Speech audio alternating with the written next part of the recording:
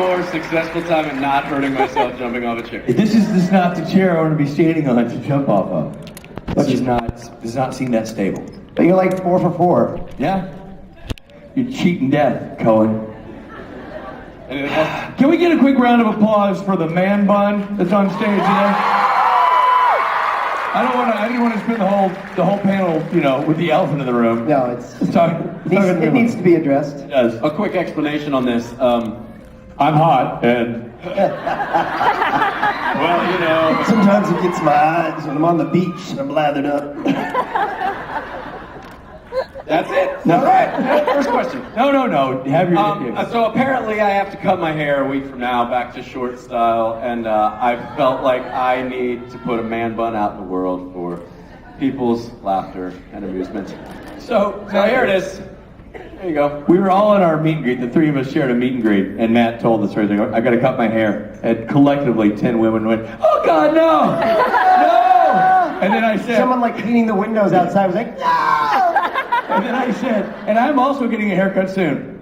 Crickets. Yeah, nothing. They're like, and somebody slipped me down. I'm like, "Oh, thank you." And I go, "No, good." We heard somebody say, "No, don't do it," and it was a critter living in my beard. We don't know who actually said it. Like peeked out and said, "Hey, where am I gonna live? Don't take away my home. I'm here. That was a Dr. Seuss reference if you didn't pick up on that. Sorry. How are we doing, Seattle? This has been just an awesome weekend so far. Yeah, it has. And I'll tell you what, we got a nice full house going on. Nice full house. I wonder how full they'll be when I tell them that Misha Collins is canceled and it's not going to be on after us. You think they'll stay? No, that's not true. People weeping, screaming, running for the door. Why'd I come? I didn't want to sit through the old dudes in the man bun and have no Misha Collins there. There's the title of our new sitcom. Old dudes and man bun. Old dudes and man bun. Old dudes and man bun. It's the old dudes and man bun. And of course, Matt takes off his shirt. Okay, so let's get into it, Matthew. But I leave my man bun all the time. Let's answer this. Sometimes I put frosting on it. Because it's sweet. Sure. Yeah. The show goes a lot like this. I tell bad jokes, they agree with whatever I say because my man bun looks cool. Yeah. Pretty much. It's a short pitch. Let's have a question to save ourselves. The lady? Hi. So, my question is actually for Rob Benedict. Rob Benedict happens to be on stage with us right now. That's so perfect. So, I just finished watching Buffy a while ago, and I saw the episode where you played one of the vampires in one of the episodes with Adam. And I just wanted to know, what was it like to be on such an iconic show as well as have that makeup on your face? Amazing. I was a fan of the show at the time. My wife and I watched that show all the time. I was like a super fanboy of that show. And so when I got cast on it, I was like, it was awesome. The fact that I got to be a vampire, I was like, God, yes! I mean, the only drag was that I really didn't get to work with any of like the A-team, but I'd trade that just to be a vampire. It was pretty awesome. So yeah, no, it was super fun. There was like 4 hours in the chair, and they did it up, and contacts, the teeth in, and the prosthetics, and it was crazy because I once you get all that on, it's actually hard to talk. So they had to give me several takes so I could learn how to speak through the fangs. Speak vampire. Yeah, I was like, Sounds like me. yeah, I sound like you with the mustache.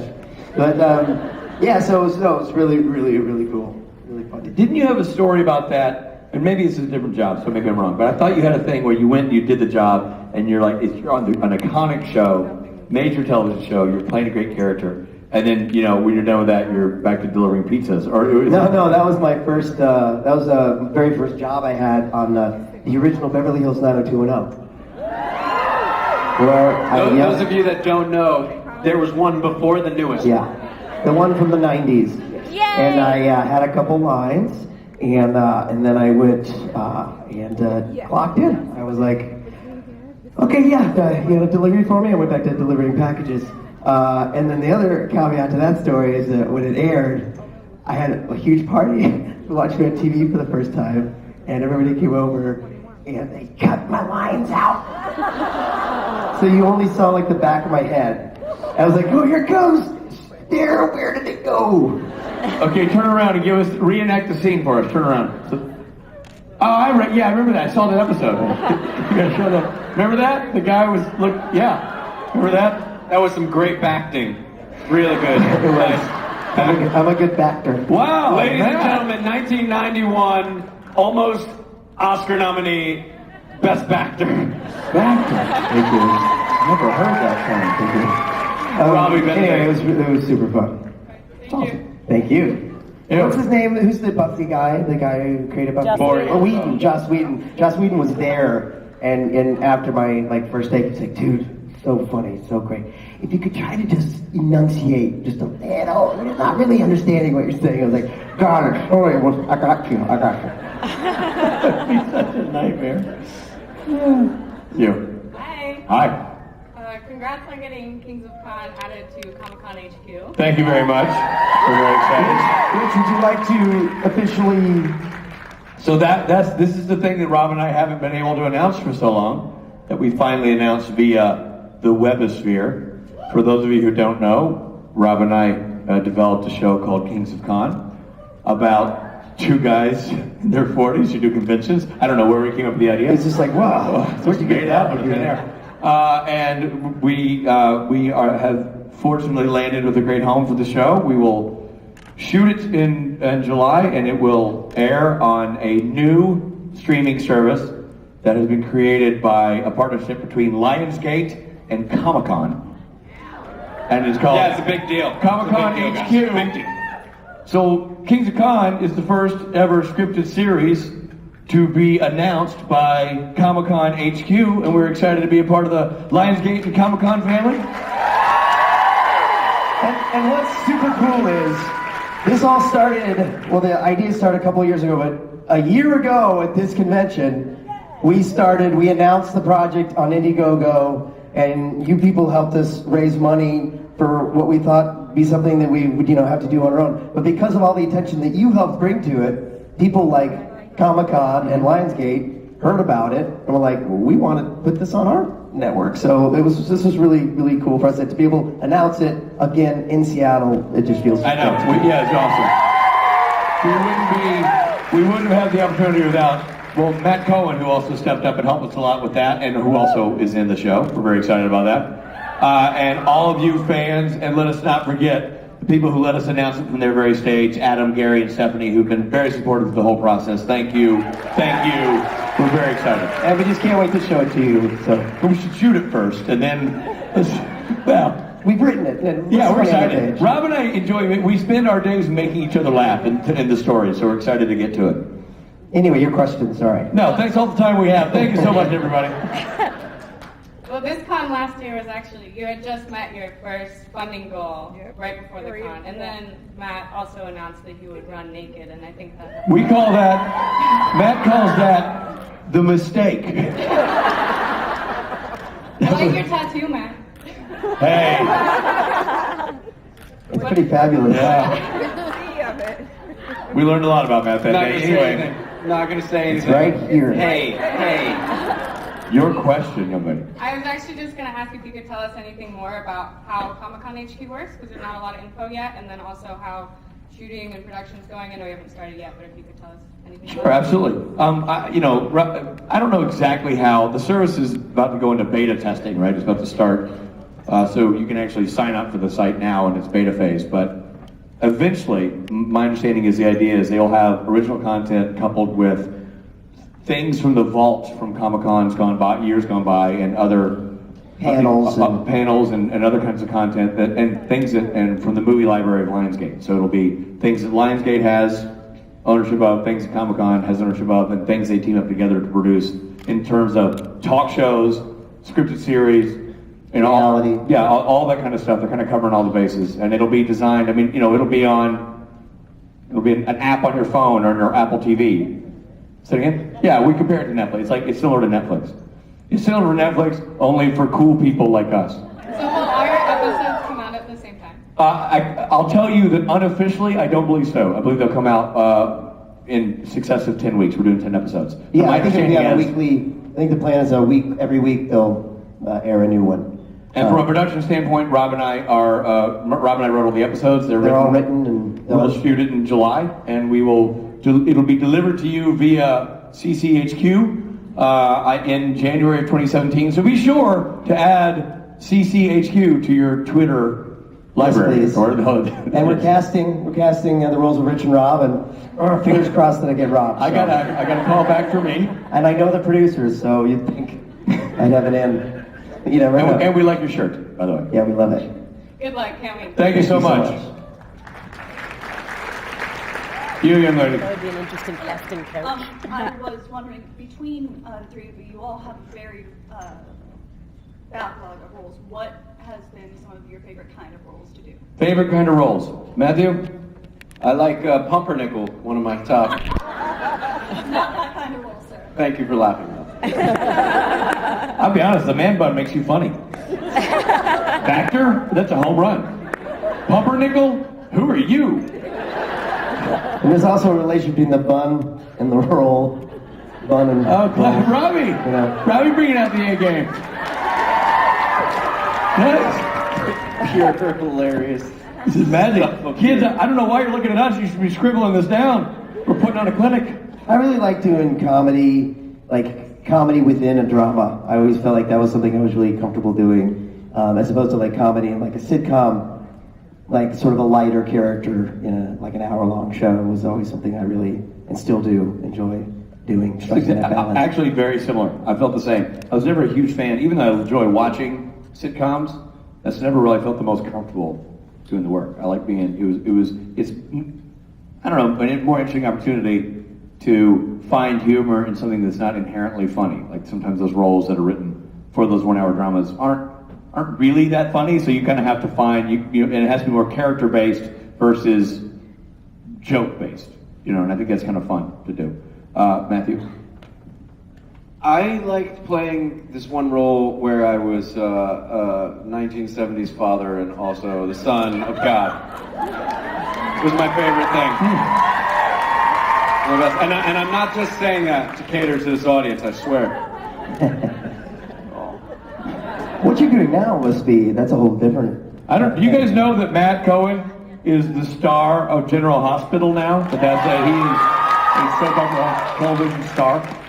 You should know that, because he's a busy kid. And we heard the Soap Opera Digest has gotten a hold of the footage of you running naked for us, so you're welcome. That may have been my finest hour as a human on the planet. When Rob sent me, he's like, check out number 10. He sent me Daytime Digest, or whatever it was, Soap Digest, online. Did top things you need to know about sexy new Dr. Matt Cohen. And they're all like legit things you need to know about Matt Cohen. Except for number 10, which was just a video of him running naked through the streets, shot by us. And what did they say? They were like it was like number 10, fully committed to helping his friends Rob and Rich.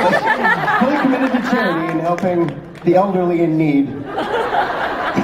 It was before I had a son, guys. It was before I had a son, and hopefully he never sees it. Oh, we'll see. I know. Thank you. I appreciate that. You're the best. I got you. Thank you, guys. Don't know what to do with that. Change your back. All right. Thank you. Thank you. Hi. Hi. First, thanks for karaoke last night. It was great. You were awesome. Our pleasure. I was wondering, Rob, you say a lot of the music that you write comes from personal experiences and everything. I was just wondering, has any of the music that you've written maybe recently come from the experiences you've had here at the conventions or with the SPN family? And if not, just for all of you, what music reminds you of this relationship, except like Carry On Wayward Son? I definitely think like music is such a big part of this family, this connection we all have together. And that's why I think one of the reasons the Saturday Night Special has been such a cool, kind of emotional experience for all of us. It's kind of like a way to communicate in a way. And I always felt that way about music. In terms of if I've written anything specifically, no.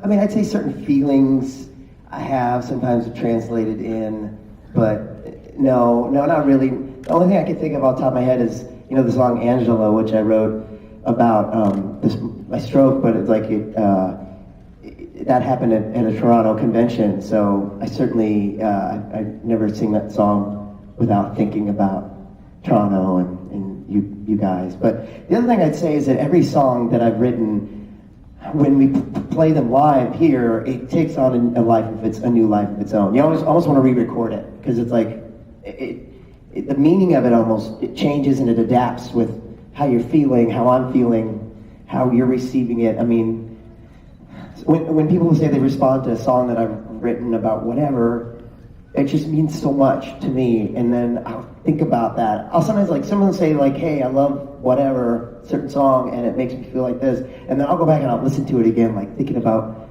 them and what they said, and and it just that's kind of what's really had an impact on me in terms of playing these songs. Robbie, Yeah. you forgot a song that was heavily influenced by your experiences at these conventions. Trigger Finger? Trigger Finger. Yeah. Trigger Finger is a song about Rich. Thank you. Thank you, everybody. At the beginning, I remember I brought the demo. It was tell them there was originally titled "I Will Effing Kill You." That was the working title. I hate your face. No, I wrote a song, Trigger Finger, about Rich's fear of flying and how hard it is to fly with him, but also how it's the one time in my life where I finally get to be the guy who's like, it's okay, bro, it's gonna be okay. And I remember it was the same trip as the single bed trip. Yeah, I know. It had already been weird. It had already been weird because we had a hotel room and there was only one bed. He was like, ah! And I was like, it's fine, two guys. No, you want to tell the story? Okay, we'll tell the story. No. So, we're meeting my brother-in-law and my wife's cousin in we're somewhere in Rome. We're Milan. We've been in Rome doing a con, and we trained up to hang out with them for a few days. And my cousin-in-law had taken charge of renting 3 rooms. One for himself, one for my brother-in-law, and one that Rob and I would share. So we go into the hotel, we check in, and the first room we walk into has 1 bed. And I'm like, oh, 1 bed. It's a big bed. Interesting. Yeah, that's fine. It's 1 bed. And I don't care if it was the size of this stage. It was 1 bed. And that's not how Daddy rolls. So I'm I grew up with a one brother, bed. we sleep together, whatever. Yeah, You bunk wherever, right? Okay, yeah, sure, whatever. Or we could walk across the hall to the room with 2 beds, like normal people.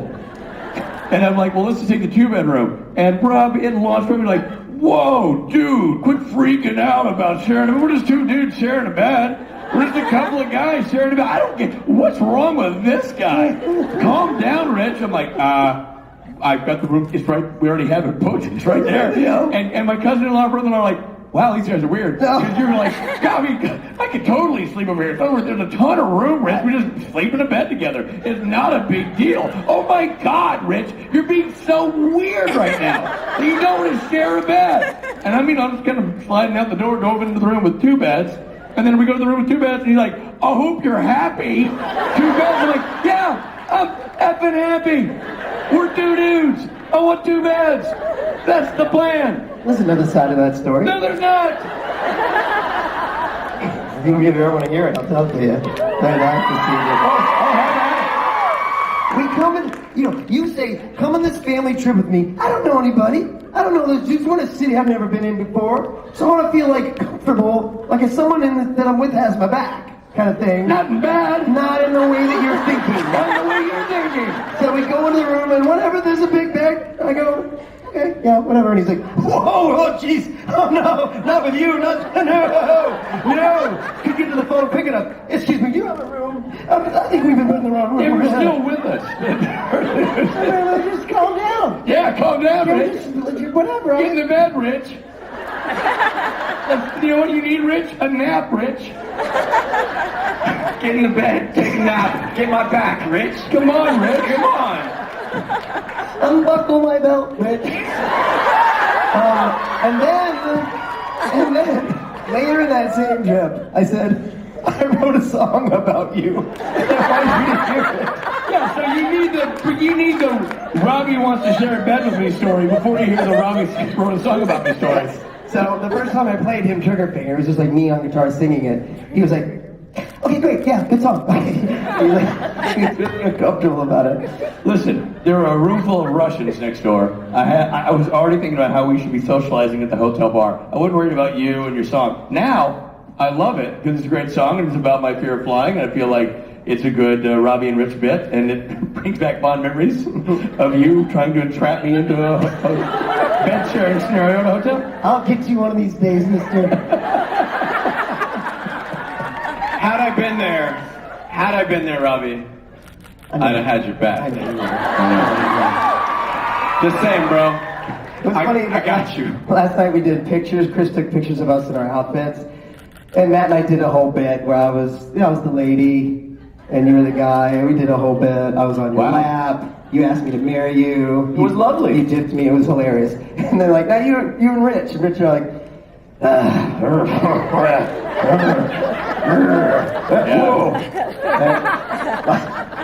Mr. Touchy-feely over here. I'm not a hugger.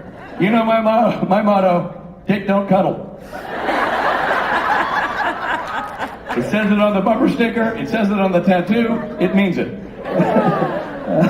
I love it. The first time we told that story about shacking together in Milan, he was like, "You really doing this? You gonna tell this story?" I'm like, "Yes, because I've got nothing to hide." I was like, Yeah, you do, bro. "Doesn't look good." Anyway, there you go.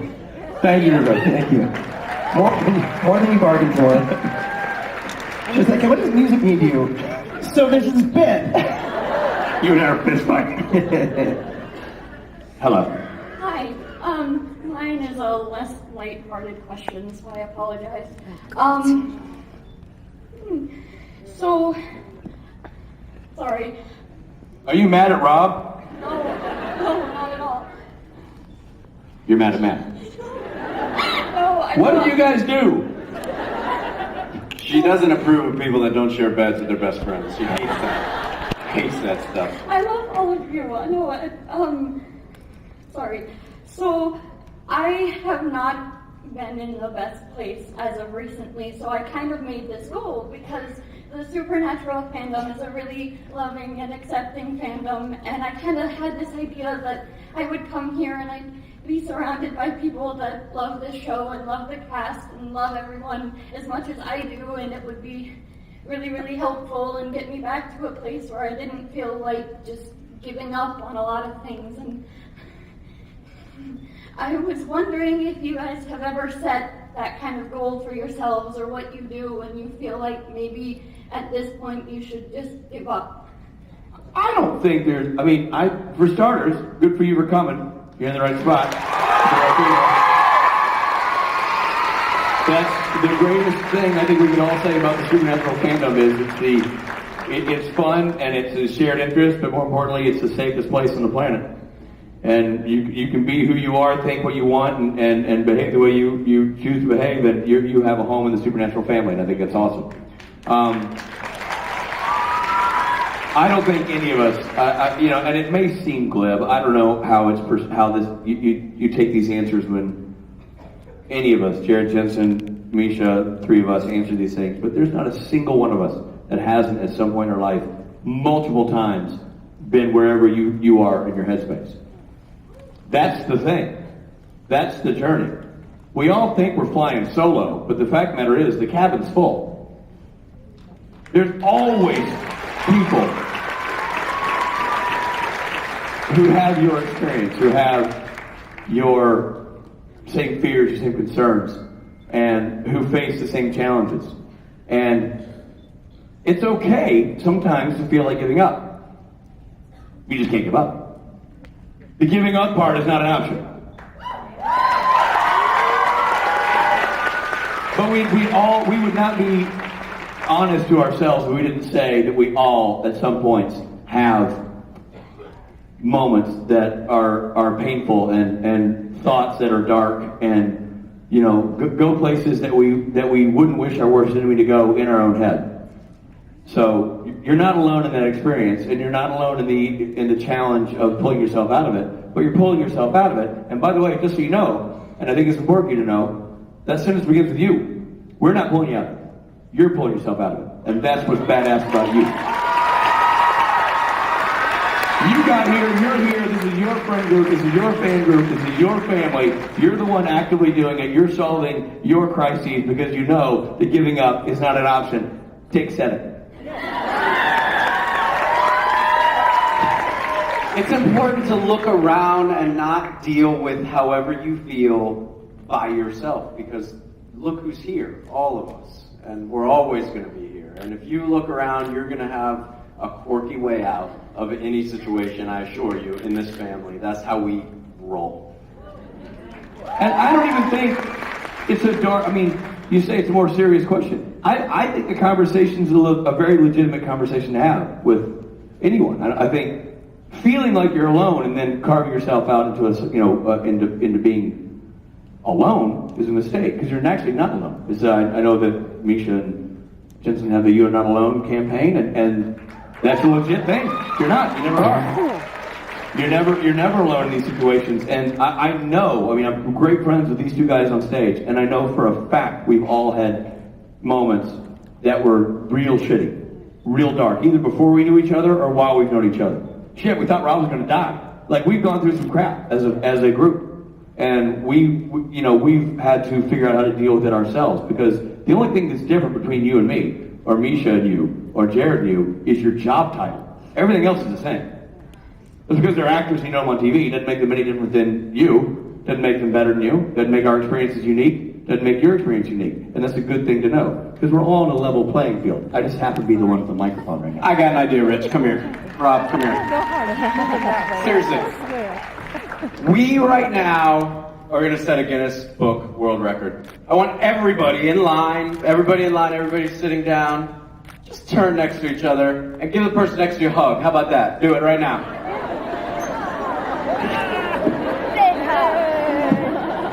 I assure you this is the most hugs ever given at an R2M panel.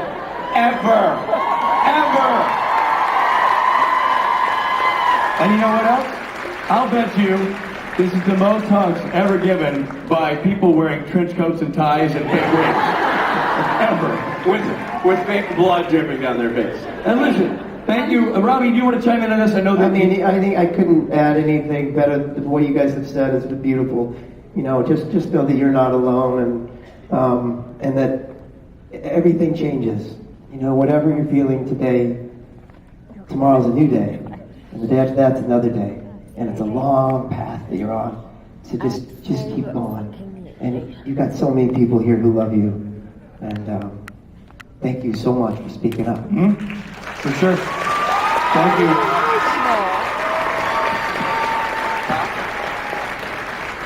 Group hug. We got you.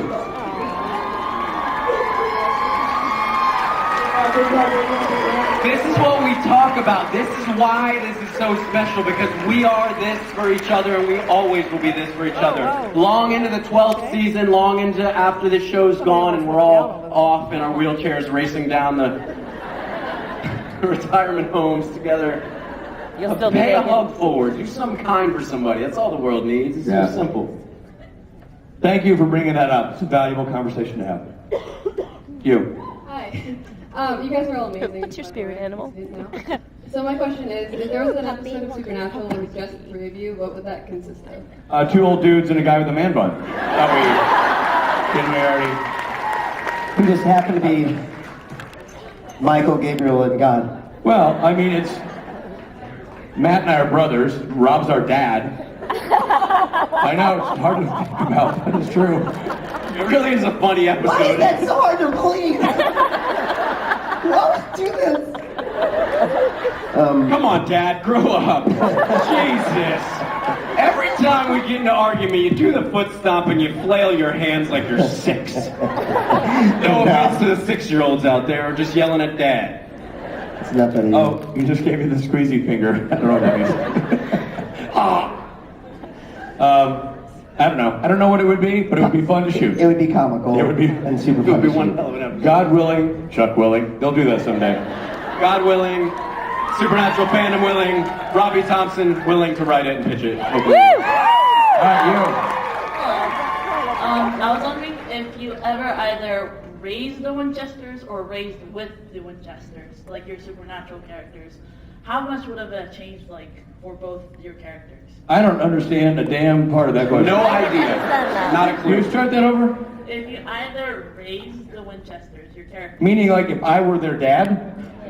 or you were raised with the Winchesters. So if you're in the Winchester family, Okay. If you're the Winchester family, Uh-huh. either their father or their sibling, Right. how much do you think the show would have changed in like the character? Well, you would have changed a tremendous amount because I'm not a gun owner. I don't support violence.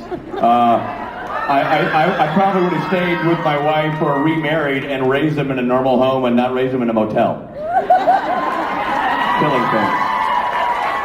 The pilot would have been 10 minutes long and never picked up. and your wife wouldn't. Yeah, we gotta go hunt demons. No, we're not gonna do that. And credits.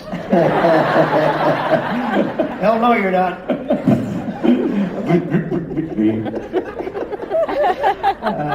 I can't do any better than that. Thank you. Thank you. You. Hey guys. Hi. So, sorry about my bad voice. I'll try to be clear. Rob, when you were filming up in Vancouver a week ago, 2 weeks ago, I know you can't talk about what it was, but how did it go? Was it nice being on set again? Yeah, it was super awesome. Certainly, after it airs, I'll be able to talk more about it. But yeah, it was. It's such a family up there, and you know, both of these guys have been back fairly recently as well. It's the same crew that it's always been. So, you know, I almost forgot like how comfortable that set is. I don't think at this point in my career I've ever been on a set that comfortable for me personally to know these people so well. So it was just so cool, so awesome. I had the best time. I want to elaborate just real quickly. I want to just be sure people know that Robbie is working on a new project we're all very excited about. He's up there working on a new program in Vancouver. On the CW. CW. It'll be out, I don't know when it's going to be out, but check your local listings. It's called Supernatural. And Robbie's back. Robbie's back doing what Robbie does, and he won't tell me what it is. No spoiler alerts for Rich, because he doesn't trust me, and why would he? But I'm excited to see what you do. Thank you.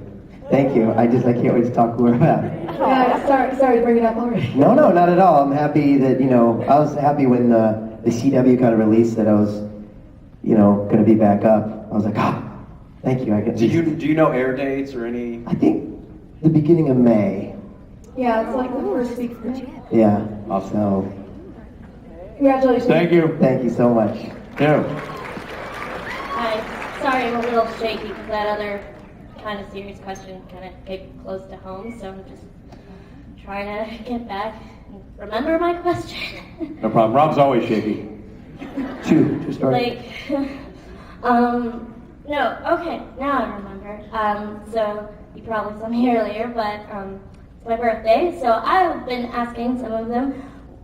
It's also my 21st birthday, so do you have any like funny experiences drinking that you can share, maybe? I can tell you that on my 21st birthday, it was on the 21st of September, so it was my golden birthday, is what they call that.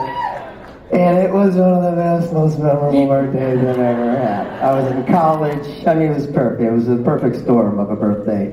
And my roommates at the time got me a stripper, which is not, that's not how Rob rolls. No. He just shares the bed with a couple of my buddies. story. Okay. Unless you want to share a bed with me, you will. Anyway, they got me a stripper dressed like a police officer who knocked on the door, and I was like, I'm so sorry. She's like, music's too loud. I'm like, we will turn it down. She's like, no, I gotta come in and check things out. I'm like, no, please don't. And he sits down in this chair. Oh my God, what is that? Guys, I'm gonna be arrested. There are pictures. And we left and went to the bars of Chicago. Cut to, I got thrown out of a bar for just being a little too rowdy. Not violent or starting fights, but just being unpredictable. They're like, the bouncer's like, I don't like him. Get out. Anyway, that was my birthday. I could just see Rob's 21st birthday, him rowdy in a bar, is really like he's got a pocket full of glitter and he's like, stop, everybody, let's have a good time. Like, excuse me, sir, you gotta get out of here. That's crazy stuff there. So I guess the overreaching lesson for your birthday is get a stripper. All right, you. Can I order one of you? Nope. Yes, Look at that. that one. Have at it. My question is taken on a slightly different context now, but it was. Can you put that mic down so I can hear you? There you go. Is this good? Is Rob and Mom Swain still writing a song for Matt, but it sounds different now.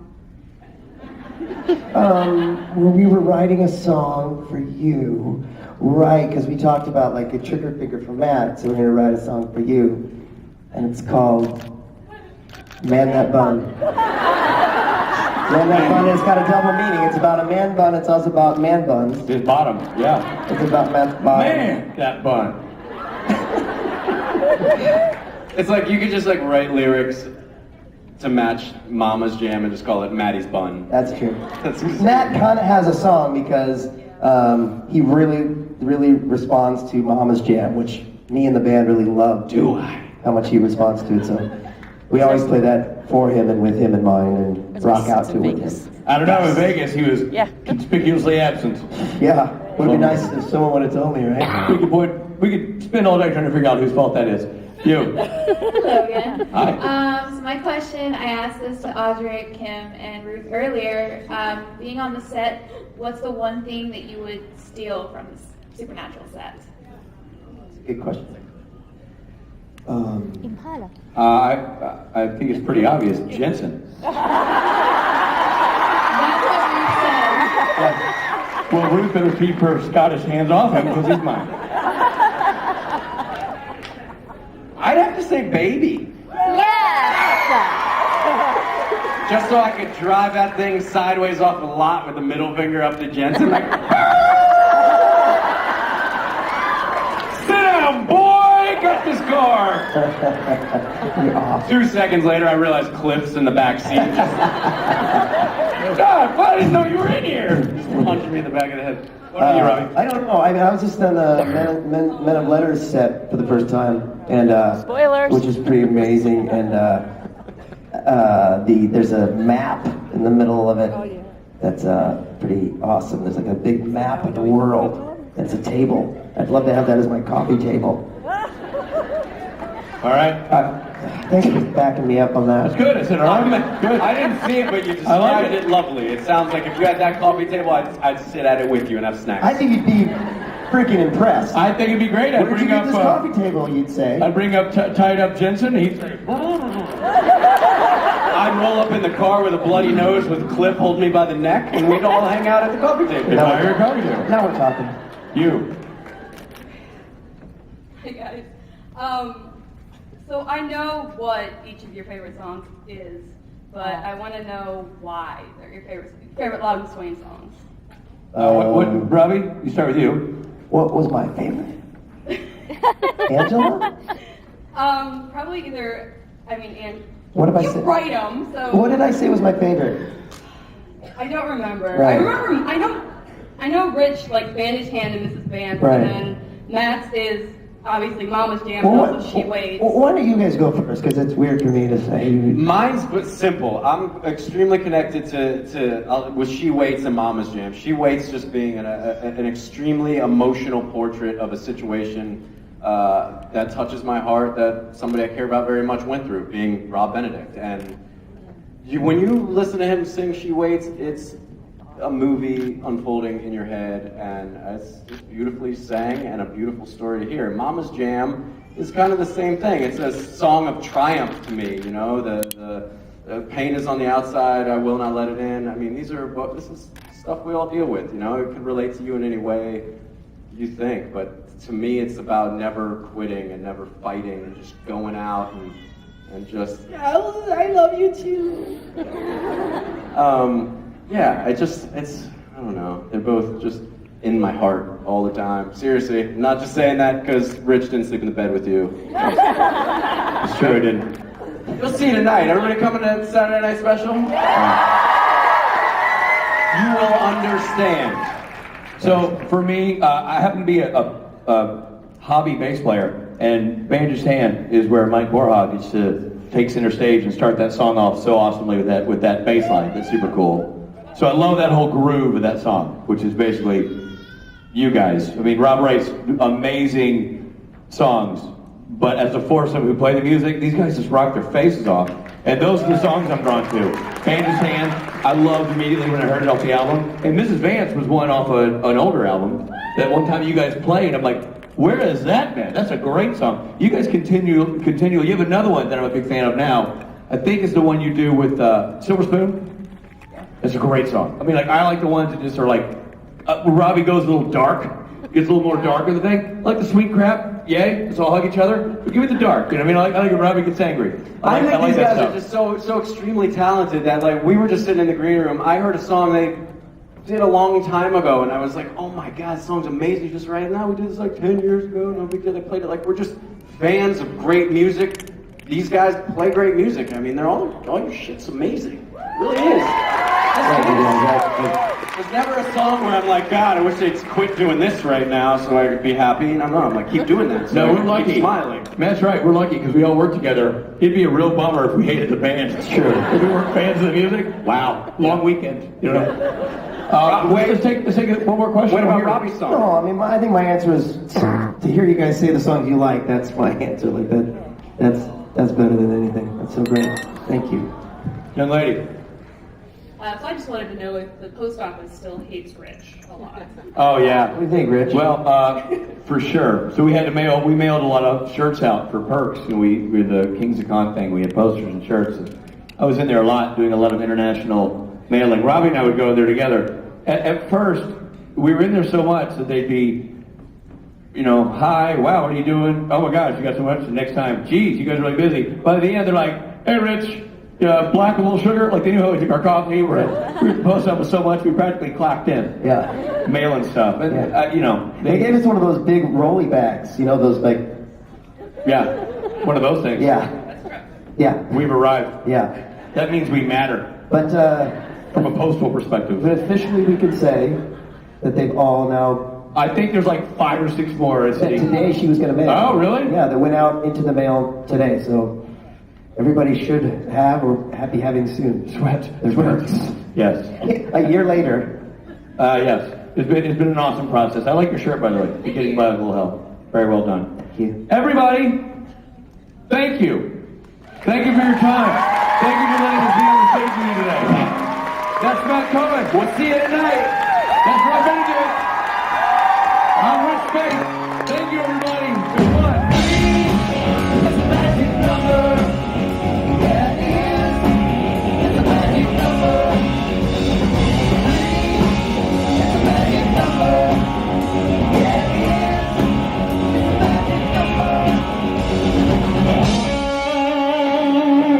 I don't know what could top that panel except for our next guest.